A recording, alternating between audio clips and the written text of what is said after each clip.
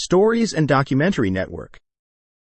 In the heart of Southeast Asia, where jungle meets sky and the land breathes with ancient rhythms, lies a story carved in stone. A story of ambition, divinity, ingenuity, and eventual silence. This is not just the tale of kings and temples. It's the journey of a people who dreamed not just of building cities, but of recreating the heavens on earth. This is the story of the Khmer Empire. It begins, as many great stories do, not with the boom of battle drums or the crowning of emperors, but with rivers, with monsoons and fertile plains, with the slow, deliberate shaping of land and spirit. Before Angkor Wat pierced the sky with its lotus-like towers, before the name Khmer echoed across jungles and hills, the Mekong Basin was home to early kingdoms that laid the cultural bedrock for what would come. Funan and Chenla, two names almost forgotten, were the seeds. Funan was a sea-born realm. Between the 1st and 6th centuries CE, it became a vital conduit between the Indian Ocean and the South China Sea. Its ports buzzed with trade, not only in spices and silks, but in ideas. Hinduism and Buddhism arrived on monsoon winds, carried by Indian monks and traders. The local rulers, intrigued and inspired, began to reshape their identities. Sanskrit flowed into inscriptions. Indian cosmology melded with local beliefs, and a new vision of kingship emerged. One where rulers were not just human leaders, but divine bridges between the earth and the gods. Then came Chenla, rising from the river valleys inland. If Funan was shaped by tides and trade, Chenla was sculpted by land and power. Its rulers built temples, controlled rice fields, and carved a new vision of kingship into laterite and sandstone. And from this fragmented network of principalities, one man would rise who would change everything. His name was Jayavarman II. In the year 802, on the sacred mountaintop of Phnom Kulen, Jayavarman did something radical. He declared himself Chakravartin, a universal monarch. It wasn't just a political move, it was a cosmic proclamation. Through an ancient Vedic ritual, he bound the land and his authority to divine forces, casting off foreign influences and establishing a new kind of kingship. In that moment, the Khmer Empire was born. This wasn't just an empire of swords and tribute, it was a sacred landscape, and the king was its living deity. Jayavarman's vision gave birth to the Theravāda cult, a system where the ruler was the earthly incarnation of Shiva, the destroyer and regenerator. To obey the king was to obey the cosmos. To build temples was to build the universe. And so they built. The early Khmer kings, following Jayavarman's lead, didn't just conquer territories, they reshaped them. They carved canals, redirected rivers, and constructed barays, vast reservoirs that shimmered like oceans and fed entire cities with rice. Water, in Khmer thought, was more than a resource. It was life, power, and sacred geometry. To command it was to prove your divine right to rule. By the 10th century, a capital was rising from the plains near Tonle Sap Lake. Angkor. It wasn't just a city, it was a map of the universe. And at its heart stood Temple Mountains, designed to mimic Mount Meru, the sacred axis of the cosmos. Every moat was an ocean, every courtyard a sky, every tower a star. And then came the Golden Age. Kings like Rajendravarman and Suryavarman I expanded Khmer territory deep into modern-day Thailand, Laos, and Vietnam. Armies marched under the banners of the God King, but so did engineers, priests, and poets. The empire grew not just in size, but in depth. It became a tapestry of temples and markets, rituals and rice paddies, philosophy and power. But it was under Suryavarman II that Khmer ambition reached its most awe-inspiring height. Determined to leave a legacy worthy of the gods, Suryavarman ordered the construction of Angkor Wat. It would be the largest religious monument on earth, a cosmic palace in stone, dedicated not to Shiva, but to Vishnu, the preserver. Thousands labored for decades, carving epic scenes from the Ramayana and Mahabharata into walls that seemed to breathe. Every inch, every alignment, every tower was steeped in sacred math and meaning. Even today, scientists marvel at its engineering. Even now, visitors walk its corridors and feel the weight of a civilization that believed it could touch eternity. Yet for all its grandeur, Angkor Wat was just one face of Khmer brilliance. Art, language, and daily life blossomed. Apsara dancers moved with fluid grace, echoing the celestial nymphs immortalized in carvings. Scribes etched inscriptions in a flowing script that evolved from Indian models but became uniquely Khmer. Farmers, artisans, and monks formed the backbone of a thriving, interconnected society that stretched for hundreds of miles in every direction. But even golden ages carry shadows.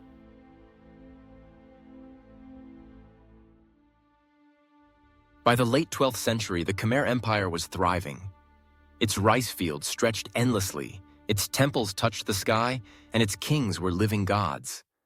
But beneath that divine grandeur, history was preparing to turn. For even the most magnificent empires face moments that redefine them, not through collapse, but through transformation. And in the case of the Khmer, that moment came with the rise of a king unlike any before him. Jayavarman II. If Suryavarman II had immortalized himself in stone through Angkor Wat, Jayavarman II would do so through compassion. His ascent to power came during a time of crisis. The empire had just endured a humiliating blow, an invasion and sacking of Angkor by the Cham, a maritime kingdom to the east. For a moment, it seemed as if Khmer invincibility had cracked. But Jayavarman didn't just restore the empire, he reimagined it. He was a devout Mahayana Buddhist, and for the first time, the state religion shifted from Hinduism to Buddhism. This wasn't just a religious change, it was a philosophical one. The king was no longer simply Shiva's earthly incarnation. He was now a bodhisattva, a being who delays their own enlightenment to help others. Kingship became an act of mercy, of service, of humility. But Jayavarman II's humility was matched by unmatched ambition. He built on a scale that dwarfed even his predecessors. At the heart of his vision was Angkor Thom, a walled city stretching over 9 square kilometers, surrounded by a moat and guarded by monumental gates lined with gods and demons locked in an eternal tug-of-war. At its center stood the Bayon Temple, perhaps the most enigmatic of all Khmer monuments. From a distance, the Bayon looks chaotic, an explosion of stone and spires. But as you approach, the chaos resolves into something mesmerizing. Dozens of towers rise from its core, each etched with serene faces gazing in all 4 directions. These are not the fierce gods of old. They are peaceful, introspective, almost human. Some scholars believe they depict Avalokiteshvara, the bodhisattva of compassion. Others say they are Jayavarman himself, rendered not in martial glory but in calm benevolence, watching over his people with timeless serenity. And that sense of watchful care wasn't just symbolic. Jayavarman II launched a social project of extraordinary scale. He ordered the construction of over 100 hospitals across the empire, an act virtually unheard of in the ancient world. He built highways, bridges, rest houses for travelers. He repaired temples and founded new ones, each embodying the Buddhist ideals of mercy and wisdom. His rule wasn't merely about expansion or splendor. It was about healing a wounded people and binding the Khmer heart with threads of compassion. Yet this golden age of spiritual refinement came at a price. Massive building campaigns demanded massive labor. Taxation increased. Resources strained. And while the king's intentions may have been noble, the demands on the population were immense. The grandeur of Angkor Thom, the silent smiles of the Bayon, they were built on the backs of thousands. Still, in this moment, the Khmer Empire glowed with a brilliance that dazzled the region. Diplomats from China visited and recorded their awe. Merchants traveled from India, Sri Lanka, even the Middle East. Angkor, with its straight roads and grid-planned cities, with its towers and statues, was the crown jewel of mainland Southeast Asia. Beneath this splendor, the rhythms of everyday life beat steadily. Farmers rose with the sun to tend the rice fields. their work sustained by the water management systems that fed the empire. These weren't simple irrigation ditches. Khmer engineers had mastered a system of reservoirs and canals so intricate, so vast, that modern satellites only recently began to uncover their full extent. One baray alone, the West Baray, covered over 7 square miles, capable of holding enough water to irrigate thousands of hectares. It was a marvel of hydrological engineering, built not just to sustain the population, but to symbolize cosmic harmony. Water wasn't only survival, it was sacred. In the cities, artisans carved statues of the Buddha and Bodhisattvas, or of Apsaras, celestial dancers frozen mid-motion. Scribes copied sacred texts in Sanskrit and Khmer. Dancers performed in temple courtyards, their movements echoing the carvings on the walls around them. And in monasteries, monks and scholars debated the nature of suffering, compassion, and the path to liberation. Religion was everywhere, but it was not rigid. Hinduism and Buddhism coexisted, sometimes side by side in the same temple. Some kings promoted one, others embraced both. Khmer spirituality was fluid, adaptive, layered. Shiva, Vishnu, Buddha, they weren't in competition. They were facets of the same divine truth, seen through different lenses. But that fluidity, that coexistence, would soon face strain. After Jayavarman II's death, his successors struggled to maintain both his monumental legacy and his spiritual vision. Jayavarman VIII, who came to power decades later, reversed many of the reforms. A staunch follower of Shaivism, he ordered the destruction of Buddhist images and attempted to restore Hindu orthodoxy. Statues were defaced, temples repurposed, and the empire's ideological center shifted once again. This swing between spiritual poles reflected a deeper tension. A society stretched between past and present, between competing visions of what it meant to be Khmer. The very flexibility that had once been its strength now became a vulnerability. Meanwhile, the foundations that held the empire aloft, its water systems, its centralized power, its religious unity, began to crack. By the dawn of the 13th century, the Khmer Empire stood as a giant among its neighbors, a civilization that had reshaped the land, chiseled myths into stone, and reimagined the very idea of kingship. Its monuments whispered to the gods, its cities pulsed with life. But history is never still. Even the mightiest empires live under the shadow of impermanence. And for the Khmers, the twilight had begun. Not with catastrophe, but with quiet erosion. Jayavarman VII's reign, for all its compassion and grandeur, had stretched the empire thin. His ambitious public works, temples, roads, hospitals, were unmatched in scale but heavy in cost. After his death, a tide of reaction set in. His successor, Jayavarman VIII, was no bridge builder. He was a staunch devotee of Shiva and viewed Buddhism not as a complement to Khmer identity, but as a corruption of it. Under his orders, Buddhist statues were defaced, temples converted, and a return to Hindu orthodoxy imposed from the top down. This religious swing, so stark, so symbolic, did more than alter temple walls. It fractured the ideological foundation that had unified the empire. For generations, Khmer spirituality had been broad and inclusive, a fluid mix of belief systems coexisting under a divine kingship. Now that balance was broken. The sacred identity of the empire was in flux, and with it, the political cohesion that had once held distant provinces in loyal orbit. At the same time, the very backbone of Khmer civilization, its water, was faltering. For centuries, the empire's engineers had tamed the unruly rhythm of monsoon rains, channeling them into vast barays and canal systems that turned the Central Plains into an agricultural paradise. Rice, harvested multiple times a year, sustained enormous urban populations and fed the armies, artisans, and priesthood that powered Angkor's machine. But these systems were not immortal. Climate science now tells us that during the 14th and 15th centuries, Southeast Asia experienced extreme weather shifts. Years of brutal drought were followed by sudden, devastating floods. The delicate hydraulics of Angkor, designed for predictable seasonal cycles, couldn't adapt. Sediment clogged canals. Barays dried or overflowed. Rice yields dropped. And with them, the ability to feed a population and maintain authority. The Khmer Empire had been a hydraulic civilization. Its might literally flowed through water. When that system faltered, the cracks reached into every part of Khmer life. Political unity was next. Local governors, once loyal vassals, began asserting their autonomy.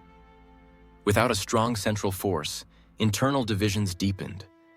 The vast web of temples and outposts that had knit the empire together began to unravel. Even Angkor, the imperial jewel, began to fade. As resources dwindled and ideological control weakened, the capital itself became vulnerable. Then came the final pressure from outside. To the west, in what is now Thailand, the Ayutthaya kingdom was on the rise. These new rivals were aggressive, expansionist, and increasingly organized. Khmer military prestige, once unquestioned, was now challenged. Skirmishes escalated into full-on campaigns, and in 1431, Ayutthaya forces stormed Angkor. It wasn't the first time the city had been attacked, but this time, something changed. The capital was abandoned. The royal court withdrew south, closer to the Mekong River and the emerging trade routes of Phnom Penh.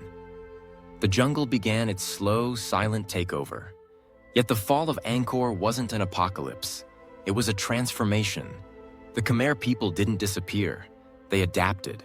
The religious tide shifted again, this time decisively. Theravāda Buddhism, which had been gaining popularity for generations, became the dominant spiritual force. Simpler, less hierarchical, and focused on personal enlightenment, Theravāda Buddhism resonated with a population weary of imperial excess. It didn't need massive temples or divine kings. It needed monks, villages, and quiet wisdom. This new faith gave Cambodia spiritual continuity through turbulent centuries. And though the days of temple cities and god-kings were over, the cultural legacy of the Khmer Empire endured, etched into language, ritual, and memory. Ironically, while Angkor slipped from local political relevance, it was beginning to stir in the global imagination. In the 19th century, French explorers and archaeologists rediscovered its overgrown ruins, calling them the Cambodian Atlantis. They marveled at its scale, its beauty, its mystery. And once again, the world looked to Angkor with awe. But for Cambodians, Angkor was never truly lost. Even as trees wound themselves through its towers, even as vines swallowed gateways, the temples remained sacred. Locals visited them, prayed among their stones, and kept their stories alive. Angkor Wat, in particular, never ceased being a place of worship. It was not a relic, it was a living monument. And so the Khmer legacy didn't vanish. It changed shape. While Western historians tried to piece together the puzzle of how such a mighty empire could collapse, Cambodians were quietly living out its legacy. The Khmer language survived.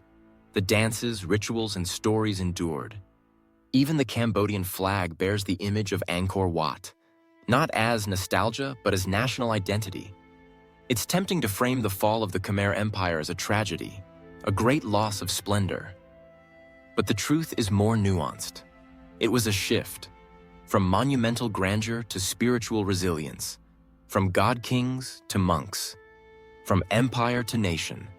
And through that shift, the soul of the Khmer people remained unbroken. Centuries after the last Khmer king ruled from Angkor, the temples still stand. Their stones are chipped, their faces weathered by time and rain, but they haven't fallen. They rise from the jungle floor like the memories of a dream too powerful to forget. And in a way, they are. Because what the Khmer Empire left behind wasn't just ruins. It was a vision of what human beings can build when art, faith, and ambition come together. In modern Cambodia, that vision lives on, not just in museums or textbooks, but in the rhythm of daily life, in the way monks chant beneath ancient towers, in the graceful arc of an Apsara dancer's hand, in the language spoken by market vendors, teachers, and children, the same language once carved into temple lintels centuries ago. Angkor Wat, once the centerpiece of a cosmic empire, is now the heart of the Cambodian soul. It appears on the national flag, the only flag in the world to feature a building, standing not as a monument to the past, but as a symbol of resilience. For Cambodians, it's not merely history, it's identity. And this identity has had to endure. The modern history of Cambodia is a story marked by colonialism, civil war, and unimaginable tragedy. The Khmer Rouge regime of the 1960s unleashed a wave of terror that wiped out nearly 2 million lives and attempted to erase much of the country's cultural memory. Yet through it all, Angkor remained, silent, still, watching. A reminder that long before war and genocide, long before borders and ideologies, there was a time when this land birthed wonders. That reminder became a lifeline. In the decades after Cambodia's darkest chapter, Angkor was more than a tourist site. It was a place of healing, of spiritual return, of cultural revival. Cambodian dancers once again trained in the classical style, tracing the ancient gestures seen on the temple walls. Craftsmen relearned the techniques used by their ancestors. Children were taught the epics of Ramayana and Mahabharata, not as foreign stories, but as their own. And the world began to take notice. Angkor Wat became a UNESCO World Heritage Site in 1992, drawing global attention not just to its preservation, but to its meaning. Today, millions visit the site each year. They walk its causeways, climb its towers, gaze into the eyes of its stone faces. And for a moment, they see not just ruins, but echoes of something eternal. But to truly honor the Khmer Empire, we must go beyond admiration. We must understand the deeper lessons carved into its stones. It teaches us about adaptation. The Khmers didn't merely copy Indian models, they reimagined them. They took Hinduism and Buddhism and blended them into something uniquely their own. They engineered water systems that responded to monsoons, built cities in alignment with celestial rhythms, and carved cosmic stories into walls that still speak. It teaches us about fragility. For all its grandeur, the empire was vulnerable to drought, to factionalism, to change. The same systems that brought it greatness, religious authority, hydraulic engineering, divine kingship, also made it brittle when those systems began to fail. And it teaches us about endurance. While the empire fell, its essence survived. In language, in dance, in prayer. The Khmer people didn't vanish, they adapted. And in doing so, they carried the empire's flame across centuries of upheaval. Even now, the legacy continues to evolve. Contemporary Cambodian artists draw inspiration from ancient temple motifs. Architects reference Angkor's symmetry and symbolism. Musicians blend traditional instruments with modern sounds. And while global interest in Khmer civilization often begins with Angkor Wat, it rarely ends there. Scholars and archaeologists are still uncovering new details about how the cities functioned, how the temples were built, and how the people lived, loved, and believed. New technology, like LiDAR scanning, has revealed that Angkor was not just a collection of temples, but a sprawling urban landscape, possibly the largest pre-industrial city in the world. Hidden beneath the forest, invisible to the naked eye, are roads, canals, reservoirs, and neighborhoods that once housed hundreds of thousands. This wasn't just a sacred city. It was a living, breathing civilization. And perhaps that's the greatest gift the Khmer Empire offers. The reminder that civilizations aren't just measured by what they build, but by how they imagine the world. The Khmer didn't build temples to impress. They built them to mirror the heavens. They didn't rule by force alone, but through a belief that the king was a guardian of cosmic order. They didn't separate the sacred from the everyday, they wove them together. In an age where the pace of change often leaves us untethered, where the spiritual is often pushed to the margins, the Khmer legacy invites us to remember that the most enduring societies are those that seek harmony between people and land, between power and compassion, between heaven and earth. So the next time you see a photo of Angkor Wat glowing in the morning mist, or hear the soft notes of a Cambodian pinpeat orchestra, or watch a dancer move like the carvings on an ancient wall, remember this. You're not just witnessing a relic of the past, you're touching something that still lives. Something that continues to whisper through stone, through silence, through centuries. The Khmer Empire may have vanished from the political map, but it never left the human story. It remains one of the greatest reminders of what a civilization can be when it builds not just for today, but for eternity.